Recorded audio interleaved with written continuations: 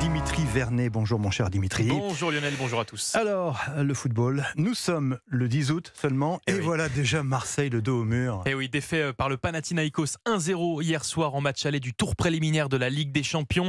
L'OM voit déjà la Coupe d'Europe s'éloigner en dessous dans tous les compartiments du jeu. Face aux Grecs et réduit à 10 à l'heure de jeu, les Marseillais se sont logiquement inclinés et se retrouvent désormais dans une situation périlleuse, condamnés à la victoire au match retour s'ils souhaitent continuer les phases de qualification à la Ligue des Champions. Et ça, le coach olympien Marcelino en a bien conscience. Nous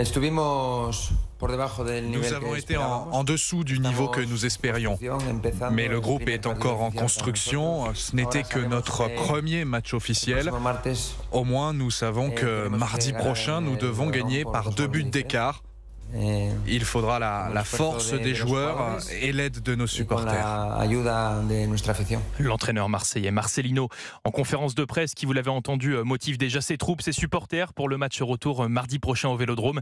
Match retour donc déjà décisif si l'OM ne souhaite pas débuter la saison avec un goût amer en bouche. Un goût amer avant même le début de saison, une phrase qui risque de parler aux supporters parisiens. Et oui, alors que la reprise de la Ligue 1 approche, le club de la capitale se retrouve dans le flou total. Après le feuilleton Mbappé toujours même pas terminé. Voilà un nouveau dossier chaud révélé par plusieurs de nos confrères ce matin. Le PSG aurait averti Neymar et Verratti qu'ils ne comptaient plus sur eux pour la saison à venir.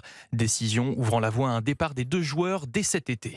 Tennis maintenant et des nouvelles de nos mousquetaires. Gaël Monfils qui, à 36 ans, semble encore avoir des jambes. Et oui, désormais classé 276e joueur mondial, la Monf, comme on le surnomme, vient de se payer le grec numéro 4 mondial, Stefanos Tsitsipas, 6-4, 6-3, un exploit qu'il a réalisé hier au Masters 1000 de Toronto, lui permettant d'accéder au 8e de finale du tournoi canadien. Et puis on termine ce journal des sports, Dimitri, par du rugby, le 15 de France qui continue sa préparation pour le mondial, bien sûr. Breton sur la côte landaise où 3000 personnes sont venues les soutenir lors d'un entraînement ouvert au public hier. À un mois de la Coupe du Monde, les joueurs tricolores se rendent bien compte de l'effervescence qui monte autour d'eux. Constat fait par le 2e ligne et cadre des Bleus Thibaut Flamand au micro de nos confrères de Canal+. Ouais, on sent que ça approche, il y a de plus en plus de monde. On sent le public qui est derrière nous, que ce soit là où on dort, ils sont là. Quand on arrive à l'entraînement, ils sont déjà là. Ils attendent devant le bus, ils sont chauds, donc ça fait plaisir. Le 2e ligne Thibaut Flamand, le 15 de France qui a rendez-vous ce samedi pour leur prochain match de préparation face à l'Écosse. Et puis tiens, une autre équipe de France qui se met en jambe pour un mondial, c'est celle de basket. Reçu 4 sur 4 hier, nos basketteurs tricolores ont signé leur 4e victoire de suite en préparation. Succès 90-72 face à la Lituanie.